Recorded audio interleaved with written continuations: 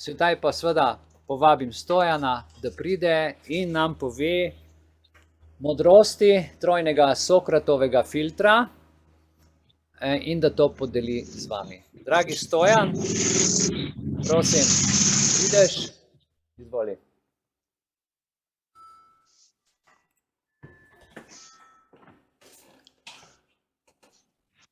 Lep pozdrav vsem. Hvala za povabilo in bom kar začel. Torej, ne vem, če vsi poznate ta Sokratov trojni filter, zato bom ga na kratko še enkrat opisal, zakaj gre. V glavnem, k Sokratu je prišel en prijatelj in mu je rekel, da ima za njega eno novico. Sokrat ga je vprašal, najprej preden mi to poveš, to novico, mi povej, ali je ta novica dobra ali je slaba. In prijatelj je rekel, da je novica slaba. Potem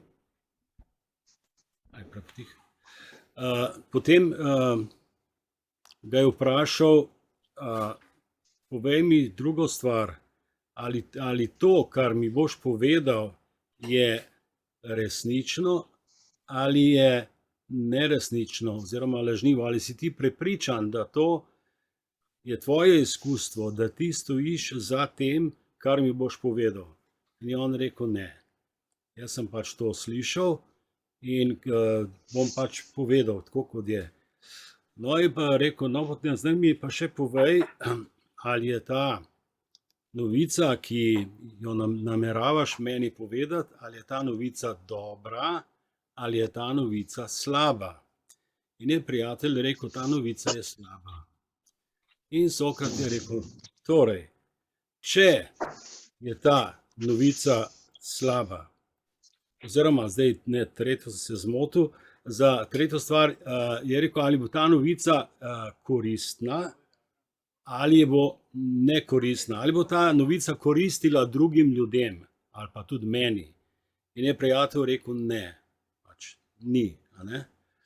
In potem je pa Sokrat rekel, poglej, če je novica slaba, če nisi prepričan o tem, kar mi imaš povedati, to novico, in če je nekoristna, hvala lepa, mene ta novica ne zanima. In dejansko je, tako bi morali mi vsi postopati v našem življenju. Mi se zavedamo ene stvari, da dejansko vsi politiki lažejo kot pes teče. Politika je znana kot umetnost laži. In dejansko vemo, da smo zdaj 2 leti bili v tej koronski krizi, pandemiji, in da dejansko je ta pandemija depopulacija, da je ta pandemija umor ljudi. Ta predsednik Svetovne zdravstvene organizacije je javno izjavil in jaz sem videl ta video, ker je on rekel tako, ne cepite otroke z 3. odmerkom. Raje ubijajte starejše ljudi, ker je to bolj ekonomično.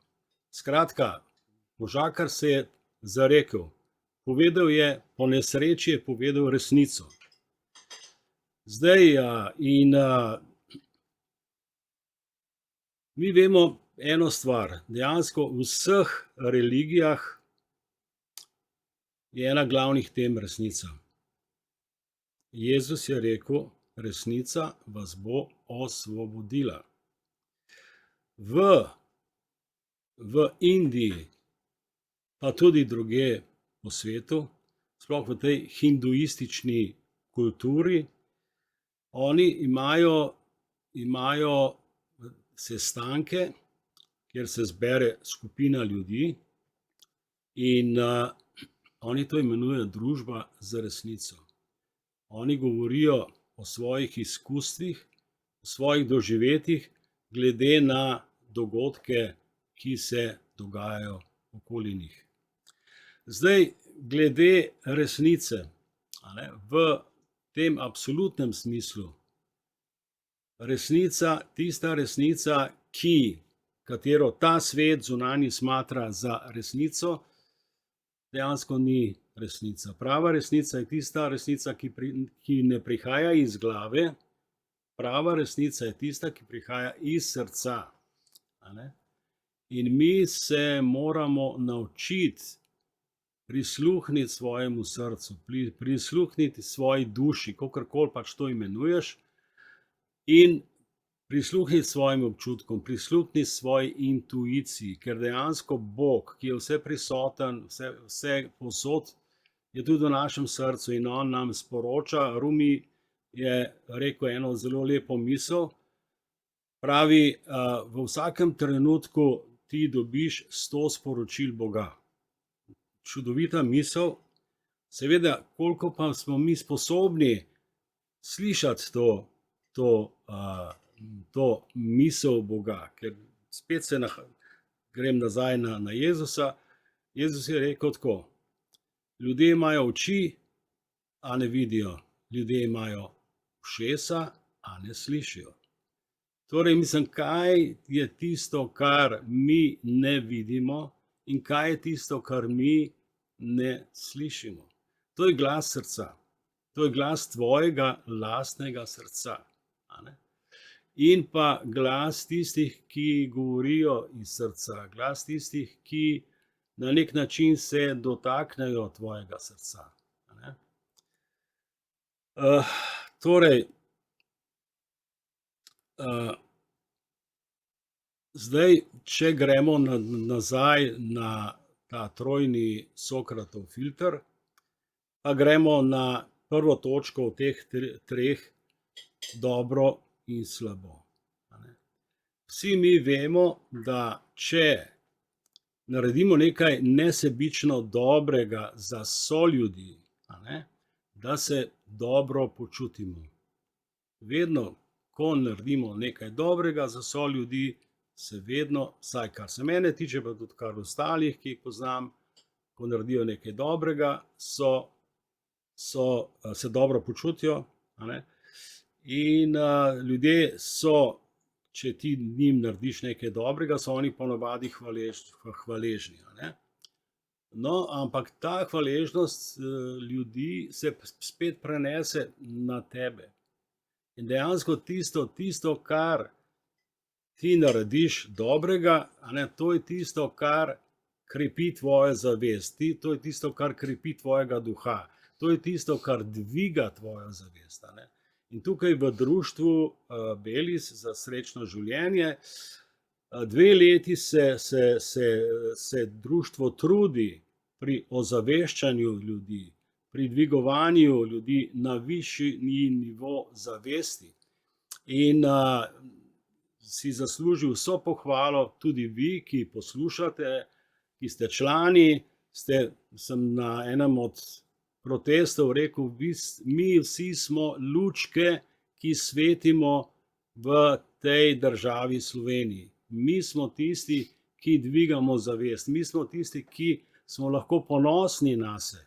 In dejansko med nami, mi smo za blagostanje naroda, mi smo za to, da živimo v miru in ljubezni. Zdaj vsi vemo, da je Slovenija korporacija in da je bila ustanovljena leta 1994 na otoku Sao Tome, Sveti Tomaž v Gvinejskem zalivu.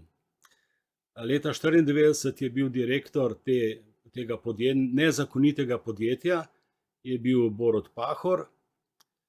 Zdaj, kdo je pa direktor? Zdaj običajno predvidevam, da je to direktor predsednik vlade. Glede na to, da so politiki od leta 1994 pokradli vse premoženje, vse, kar je bilo kaj vrednega v tej državi, in so prenesli na to otočje, je dejansko nezakonito in dejansko so oni kriminalci. po domače povedano, so oni kriminalci. Vse te generacije teh ljudi, ki so bili na oblasti. Zdaj, vemo, da je državni zbor potrdil medameriško korporacijo, za katero je značilno, da njeni člani in Slovenija je podrejena podjetje Slovenija je podrejena tej medameriški korporaciji. Značilno za to korporacijo je, da imajo člani te korporacije imunost pred zakonom, ne odgovarjajo za kakršnekoli kriminalne zločine, ne odgovarjajo pred zakonom in tudi ne plačujejo nobenih davkov, so dejansko izven zakonodaje Slovenije. Zdaj, nekaj takega državni zbor absolutno nikoli ne bi smel sprejeti, če bi država funkcionirala tako, kot bi morala funkcionirati.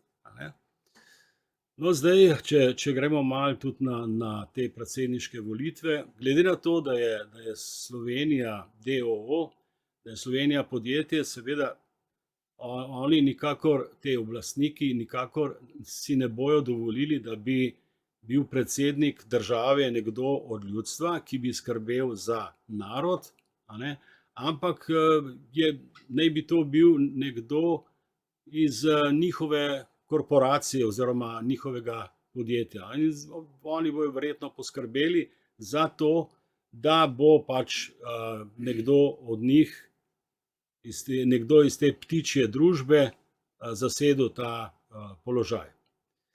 Zdaj, ampak vseeno, mislim, jaz tudi napisal, se absolutno smo usklajeni z Mihaelom in Viljanom in z ostalimi, ker mene ljudje sprašujejo, kaj pa zdaj, mislim, vse je nameščeno, oni vse imajo in ali potem sploh smiselno iti na volitve. Absolutno je smiselno. Zaradi tega, ker če ti ne greš na volitve, potem dejansko daješ podporo tem nelegitimnim, nelegalnim volitvam in pa temu že vnaprej nameščenemu predsedniškemu kandidatu oziroma predsedniku. Se pravi, je nujno, da jaz vsem svetujem, pojdite na volitve in volite tistega, ki je vam pri srcu, pa volite tistega, ki se v teh 2 letih zavzemal za človekove pravice, ki je podpiral to antiplandemijo oziroma proti vbrizgavanju teh strupenih zvarkov v človeško telo. In to so tisti, ali pa smo tisti ljudje, ki smo se borili za narod. Medtem ko pa vsi ti politiki, med katerimi najbolj so odgovorni prav tisti, ki so se samo navidezno cepili, kar pomeni, da oni vejo, da so ti strupeni zvarki zelo škodljivi. Rezultati so v bistvu taki, da vsi ti, ki zbolevajo dejansko danes za COVID-om, da so vse to tisti, ki so bili 3-krat cepljeni. Več kot 90% od obolelih je tisti, ki so, in tisti, ki imajo dejansko vse druge težave, so dejansko te stranski učinki od cepljenja. Se pravi, oni so vedeli, oni so namenoma porivali narod ustrahovali so ga in ga prisiljevali v to, da so se ljudje morali iti cepiti, če so hoteli obdržati svoje službe ali pa neke položaje. Sami pa se niso dali cepiti in ta odgovornost je gromozanska. Zdaj, večkrat sem že povedal eno stvar. To življenje, ki ga imamo zdaj, je samo ena lekcija. Naša duša je neumrljiva. Nikoli časa ni bilo, ko nas nikjer ne bi bilo in nikoli ne bo prišel čas, ko nas nikjer ne bo. V tem življenju, se pravi dobro, kar si naredil dobrega, to te v tvoji zavesti dviga, sem rekel, na višji nivo zavesti in to ti bo omogočalo, da boš v naslednjem življenju, da ti bo lažje, enostavno ti bo lažje. Ne bo ti treba iti skozi te težave, skozi katere si šel v tem življenju, ti bo lažje. Če pa si lagal, če si zavajal, če si počel to, kar počnejo politiki, zdravniki, sodniki, mediji, se pravi novinarji, ki zavajajo, se bo pa zgodila ena stvar, pač, da boš v tej zavesti padel. Ta luč v tebi, ker v vsakem od nas je ta luč, ta svetloba, ta, kakorkoli to imenuješ, mislim, Bog. Luč je Bog. In bo pa ta luč temnela v tebi in to bo zelo slabo, tvoje trpljenje bo v onostranstvu se bo pomnožilo, močno pomnožilo. In jaz sem rekel, večkrat sem rekel in še enkrat povem, tudi mislim, če kakšen politik posluša, pa upam, da bo poslušal, da če bi se zavedali tega, da je duša neumrljiva, ne bi počeli same pozitivne stvari, same dobre stvari, nobene negativne. Držali bi se resnice kot pijan sklopa. In dejansko bi mi vsi lahko živeli v blagostanju, vsi bi lahko živeli v miru, v resnici in dejansko to se enkrat bo zgodilo. Zdaj ste že slišali za to zlato dobo, jaz ne vem, kdaj sicer ta zlata doba bo prišla, ampak tudi zlata doba je nivo zavesti, tako da ti ali pa marsikdo od nas že zdaj lahko živi to zlato dobo, če se drži resnice, če se drži prijaznosti, če se drži sočutja in če se drži dobrodelnosti. In jaz srčno mislim zdaj, glede te pandemije, glede teh ubrizgavanj, teh strupenih zvarkov, moram povedati eno stvar. In sicer sem naletel na en video, kjer je en možakar, zdaj ne spomnim se točno njegovega imena, ampak on je šel eksperimentalno na to ubrizgavanje mRNA cepiv leta 2012-2013, ko so oni preizkušali ta mRNA zvarke.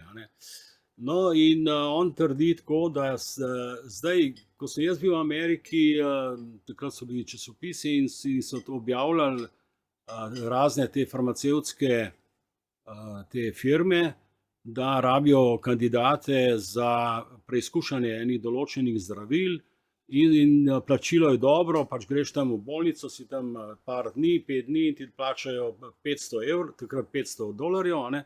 Sem jaz razmišljal, če bi šel, ampak mi pol božji glas mi povedal, ne. Ampak tako je v Ameriki ogromno ljudi se je odločilo, ta možakar trdi, da se je odločilo 200,000 ljudi, da grejo na ta preizkus tega mRNA cepiva. No, in od leta 2012-2013 vsi so pomrli, prav, da od leta 2012-2013 je samo še 5 živih, no, on je eden od njih, ampak mu je bilo pa obljubljeno, takrat so oni dobili, da kakršnekoli težave bo on imel, da bo vse pokrila ta farmacevtska industrija. In on je imel že več rakavih obolenj, imel je infarkt in je bil operiran na srcu in je pokazal, se je videla ena velika brazgotina in pokazal še druge brazgotine, druge operacije, ki jih je imel. Seveda ta mRNA zvarki, strupeni zvarki, bodo tudi v Sloveniji povzročilo ogromno škodo, tudi ogromno ljudi. Ta direktor Pfizerja, ne vem, kako mu je ime, on je rekel, da do konca leta 2023 bo samo še 4 milijarde ljudi. Kar pomeni, da vsi tisti, ki so dobili mRNA zvarke, da ne bi umrli. Jaz sicer srčno upam, da se to ne bo zgodilo, oziroma da obstaja božja volja, a ne, da obstaja Bog nad nami, da obstaja ta naša osebna vera in zaupanje, a ne, ki je dejansko nad vse, nad vsemi in to je to, kar vsi rabimo, to zaupanje vase. Zdaj sem na plaži, sem srečal v Izoli, sem srečal enega starejšega gospoda, nekaj mojih let, pa mogoče malo starejši, in sem ga tako vprašal, vsakega, ki ga srečam na novo, se zapletem v razgovor, sem ga vprašal, če se je cepil. In je rekel, ja, cepil sem se 3-krat. In mi je povedal, da človek je končal 2 fakultete, je visoko izobražen. In potem sem se rekel, lejte, kako ste se mogli cepiti, to so eksperimentalna cepiva z začasnim dovoljenjem, tale farmacija ne odgovarja, država ne odgovarja, zdravnik ne odgovarja, vi sami odgovarjate. In on je rekel, ja, pač sem imel zaupanje v naš zdravstveni sistem. In no, potem mi je povedal, da je imel da je po cepljenju, da je imel srčni infarkt in da je bil 3-krat že, da je imel kožnega raka in da je bil že 3-krat operiran. Potem sem pa jaz njemu čestital, sem rekel, evo, čestitam vam, ne, da ste tak borec, da se borite za svoje zdravje, in on je rekel, ne, jaz se ne borim, jaz sem zdrav, jaz verjamem, da sem zdrav. Sem rekel, to vam pa čestitam, to je pa super, a ne. To se pravi, da to je v bistvu ta vera, to zaupanje, a ne, da zaupanje nas lahko reši, a ne, dejansko je ta vera je tista, ki tako, no, in še Jezus je rekel, a ne, da če bi imeli vere za gorčično zrno, bi rekli tej gori, da se premakne, bi se ta gora premaknila. Tako da ja, no, zdaj dobro, slabo, ne, moramo se res truditi na vseh nivojih, da podpiramo dobro, da ne delamo, da ne mislimo slabo od drugih, da ne delamo zlo drugim, a ne, to na vseh nivojih, tudi na nivoju društva, a ne, da želimo vsem članom, vse samo dobro, vedno vse samo dobro, nikoli nič slabega, a ne, in da jih ne vpletamo v neke zadeve, ki niso za skupno dobro. Tako. No, potem imamo pol resnično, neresnično oziroma lažnivo, a ne. Zdaj vidimo, da dejansko, da vse, kar se dogaja v tem svetu, trenutno vsa ta pandemija, dejansko je vse to lažnivo. Vse je, to je, nikoli si človek ne bi mislil, da je lahko toliko laži od vrhov politike, od svetovne politike, državne politike, sodišč, zdravstvenih ustanov. Skratka, da je možno, mislim, da vse grajeno na neki laži, da ni dejansko tukaj o kakšni resnici, ni ne duha, ne sluha. Zdaj, če gremo pač na to, če gremo na to koristno pa nekoristno, ne. Zdaj, jaz se spomnim, ko sem bil v vojski, a ne, in sem bil dober strelec, sem na bolgarski meji, sem služil vojsko, in ko sem zadev to tarčo, dobro je se ta polkovnik, ki je bil tam, zadrl vrlo dobro, a ne. Jaz sem moral pa odgovoriti, služim narodu. In zdaj, sicer meni je to glupo, ker to je laž, jaz sem vedel, da je to laž, in sem jaz s tem, ko streljam tisto tarčo, ne služim nobenemu narodu, a ne, mislim. Ampak, če bi jaz recimo, a ne, če ne bi rekel, služim narodu, a ne, bi potem bi bila sankcija in bi me zaprla, ne, ker pa jaz sem potem antidržavni element, a ne, izdajalec ali pa ne vem kaj, tam tajni agent ali pitaj Boga, ne. Tako, ampak potem sem jaz malo razmišljal v bistvu o tem, a ne, služim narodu, recimo ti politiki, a ne, recimo Borut Pahor Borut Pahor služi narodu, slovenskemu narodu, on služi selfijem, a ne, tistim slikicam, ki pa plastičnim nasmehom, a ne, pa tam polaganju vencev na razne spomenike. Temu on služi, on dejansko je, mislim, za mene je on kreatura, žal, mislim, po resnici povedano je kreatura. Je pa on recimo, a ne, prepovedal, on kot vrhovni komandant je prepovedal prelete ruskih letal nad našim nebom, ni pa prepovedal nikoli prelete letal, ki nas zastrupljajo s temi kemikalijami, z vsemi temi strupi, a ne, to je pa vse v redu, a ne, to pa oni lahko počnejo, a ne. Skratka, mislim, s tem on dokazuje, ne, da dejansko on ni predstavnik, on ni predsednik slovenskega naroda, on je predsednik korporacije Slovenije oziroma je podrejen njegovim višjim šefom, ki so pa Klaus Schwab in ostali. Ne. In seveda ista stvar je tudi z predsednikom vlade, prejšnjimi, z vsemi prejšnjimi in dejansko tudi zdajšnjim tem, a ne, je tudi vidimo na slikah z Klaus Schwabom, a ne, Klaus Schwab je dejansko fašist, a ne, zagovarja zmanjšanje prebivalstva svetovnega, potem je za to uvajanje umetne inteligence in vseh teh 5G, 6G in ostalih omrežij, ki človeka zasužnjuje. Zdaj dejansko mi vemo eno stvar, s tem se hvali Harari, da so zdaj današnja tehnologija vdrla v človekovo telo in da dejansko zdaj oni že imajo nadzor nad ljudmi, oni dejansko zdaj že več vejo o nas, kot mi sami vemo o sebi. Pa ne samo to, mislim, oni zdaj dejansko ta tehnologija omogoča vplivanje na misli, vplivanje na dejanja, dejansko gre za robotizacijo človeka. Zdaj oni imajo v planu, da bi njih zelo zanima nesmrtnost.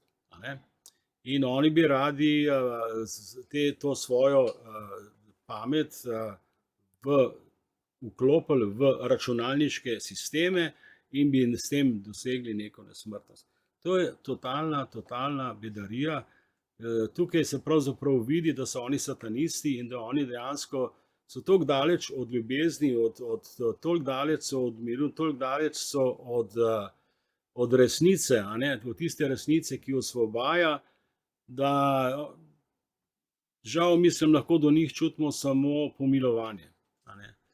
Ker dejansko oni zanikajo Boga, a ne, ki je nad vsemi, a ne, ki ustvarja vsa ta vesolja, Bog je tudi narava, to je ta superinteligenca nad vsemi inteligencami, katero v nobenem primeru, noben računalnik, nobena umetna inteligenca ne bo mogla nikoli doseči. Nikoli. A ne? In mi pa imamo to možnost, a ne, da se obrnemo vase, a ne, da začutimo to svojo dušo. A ne. No in zdaj lahko naredimo eno vajo, in sicer jaz sem v pevskem zboru bil in je ta zborovodja, preden smo mi začeli peti, a ne, je ona rekla, zdaj bomo naredili pa eno vajo za sprostitev grla in sprostitev notranjosti, da si odpremo svojo dušo. Ona se je rekla, to pa zanimivo, ne, sem prvič prišel na te vaje in je rekla tako, dajte prst pod nos. Ne. Pa lahko daste tudi vi, tam, ki ste, daste prst pod nos. In daste prst pod nos in počasi vdihnete. Počasi vdihnete, tako kot da bi zavonjali eno vrtnico. Ne? Počasi vdihnemo in počasi izdihneš. In ko vdihneš, vidiš, da gre noter mrzel zrak, ko pa izdihneš, gre pa ven topel zrak. A ne?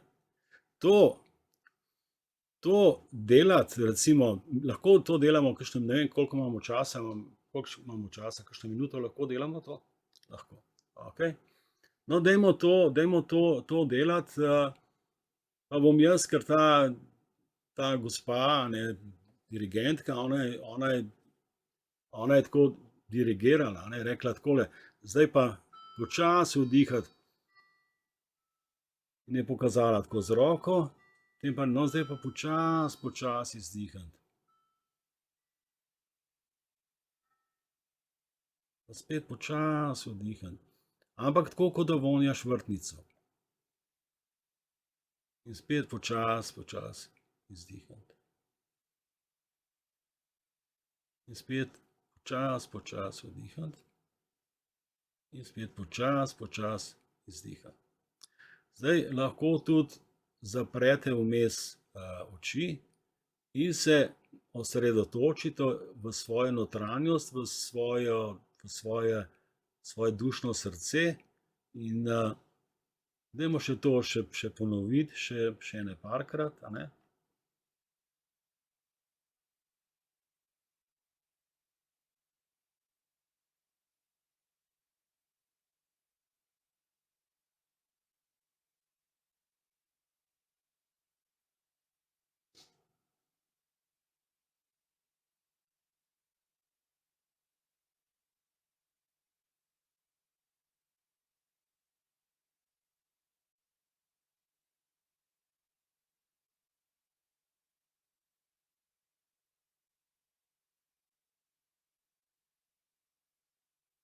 No, jaz sem to priporočam, da vi to, recimo zjutraj, ko vstanete, lahko to naredite par minut, preden greste spat, tudi lahko, sploh pa recimo, kadar ste v taki situaciji kočljivi ali pa ko ste razburjeni ali pa ko ste nezadovoljni, ko ste kaj jezni ali ko ste kaj žalostni, dajte to prakticirati, boste videli, kako se boste hitro lahko razbremenili, kako se boste na hitro lahko sprostili.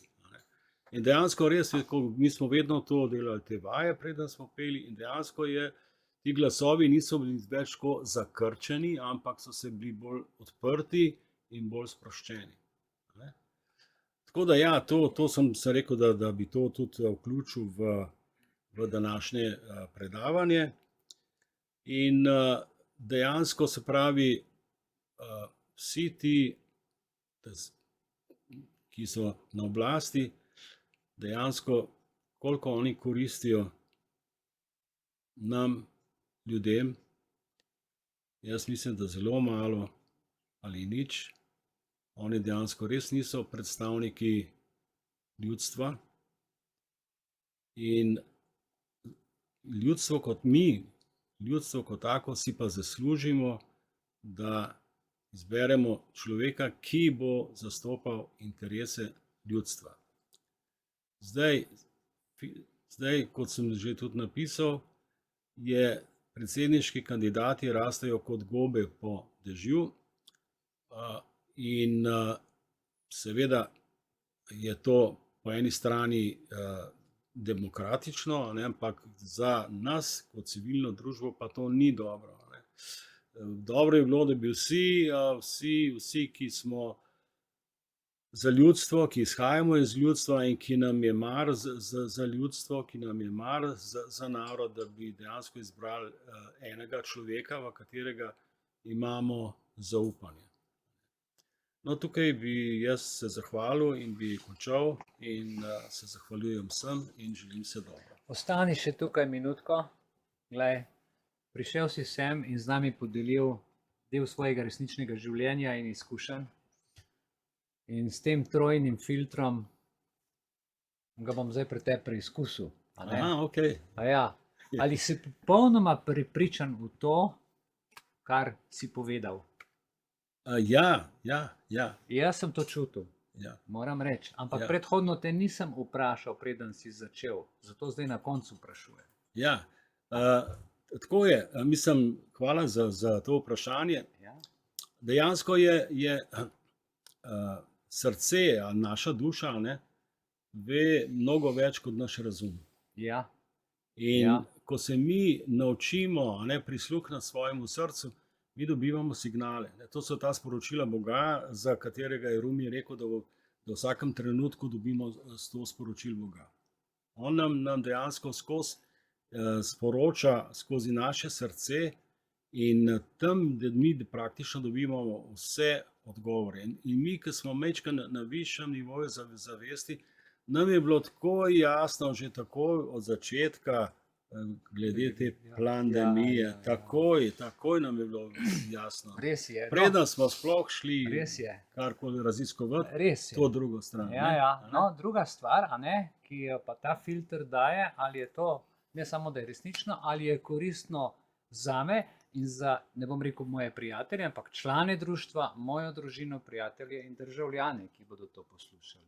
Ja, to je ta bistvena stvar. Ja. To je ta bistvena stvar. Ali je koristno? Absolutno je, mislim, jaz sem lahko samo čestitam in Mihaelu in Viljani in vsem članom, ki so se ves ta čas tako iskreno in pošteno postavili za to srčnost,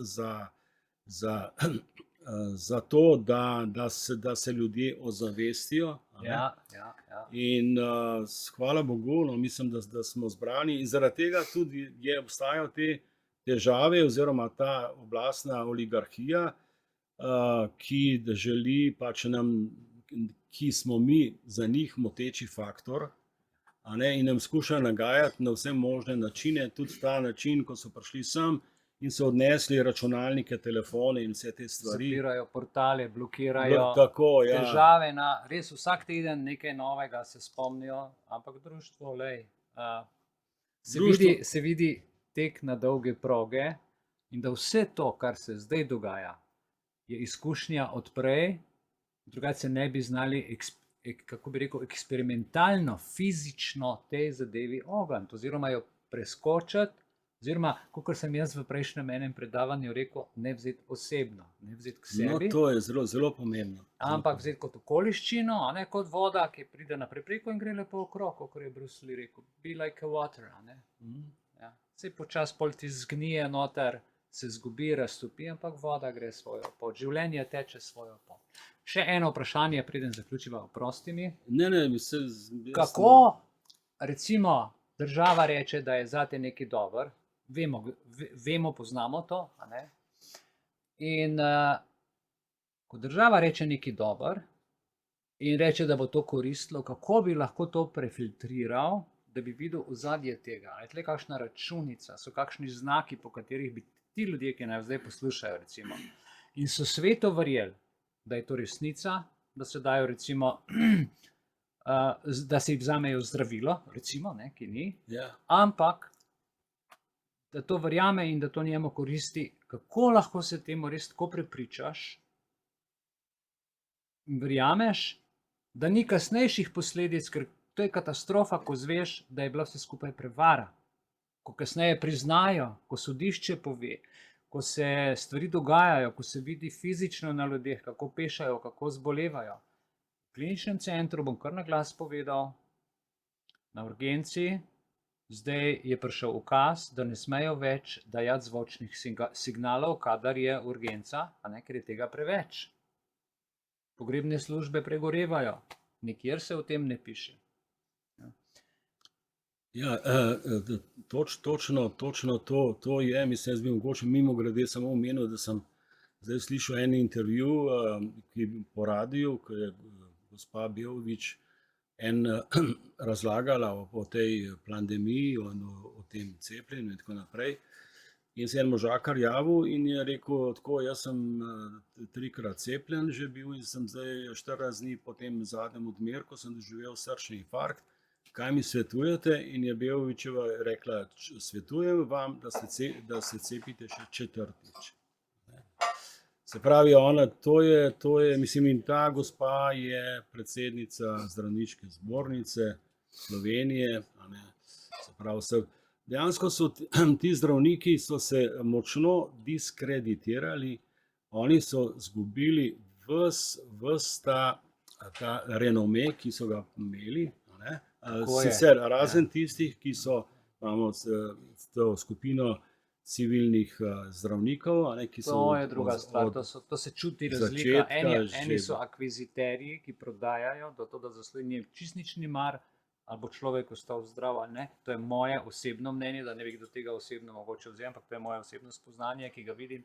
So pa ljudje, ki dejansko čuti drugega človeka in ve, da mu ne sme te zadeve dati, ki jih tudi sam ne pozna, zato ker sam ne pozna, kako bo moralno, etično, odgovorno stal za eno stvarjo, za katero reče, to je pa zdravilo, te bo to koristilo, v resnici pa ne ve, kaj daje. Vse ne ve, kaj je uvijali. Nihče tega ne ve. Tako je, no, mislim, dejansko je tako, ne, mislim, vse vemo, kar se teh zvarkov tiče, vse vemo. Ja. Vse vemo. Ja. Imamo raziskave, recimo zelo znan ameriški raziskovalec Adams je ugotovil, da so v vseh teh cepivih, da so vse te kovine kadmij, krom, stronci, bari, kadmij, železo, aluminij, ogromno teh kovin, ki tudi uran, in tudi so že merili in so ugotovili, da je sevanje dejansko. Potem v cepivih pod mikroskopi so zdravniki in ti so odkrili, da je morgelon nitka, ki je oplemenitena z nanodelci grafenoksida. In kar se dogaja, je v bistvu, da ta nitka potem raste in ko pride do srca, preko krvi, potem človek doživi infarkt. Jaz sem videl video, kako so vlekli to nitko ven. Dolgo nitko, ja, mislim, to pol metra, tudi 1 meter. To je vse je že videno, vse je dokazano. Mislim, kar je pa, da rečemo, farsa, da je celo, se pravi, Svetovna zdravstvena organizacija in CDC, se pravi Center za ugotavljanje bolezni, je ta PCR test, na katerem sloni celotna pandemija, ni več, ga je izvrgla ven, da ni več. To je trik, na katerem so gradili celotno njihovo agendo. Tako. In trik razkriješ tudi čarovniku. Meni, ko so otroci razkrili trik, sem lahko zaprl radio in šel. Nimaš več. In zato smo tako pomembni, da povemo te stvari, da si širimo. Zato nas blokirajo. Zato, ker tisti, ki odkrije trik, ki odkrije, kaj je v ozadju, računica, s katero se ženska poroči v zakon, se vidi. Čez čas prenese to. Ali je to ljubezen, ali je to računica, ali zaradi avta, ali zaradi bančnega računa, ali zaradi moža. Isto je tukaj povsem enako. Absolutno. Da ne bova predolga. Iskrena hvala in te prosim še za zaključno besedo našim članom, vsem, ki so zdaj z nami, potem pa 15 minut pavze, tako da zaključi, prosim, danes ti. Ja, jaz se zahvaljujem vsem vam in vam želim iz srca vse dobro in upam, da se ponovno vidimo na kakšnem pikniku. Ta piknik, ki smo ga imeli, je bil čudovit.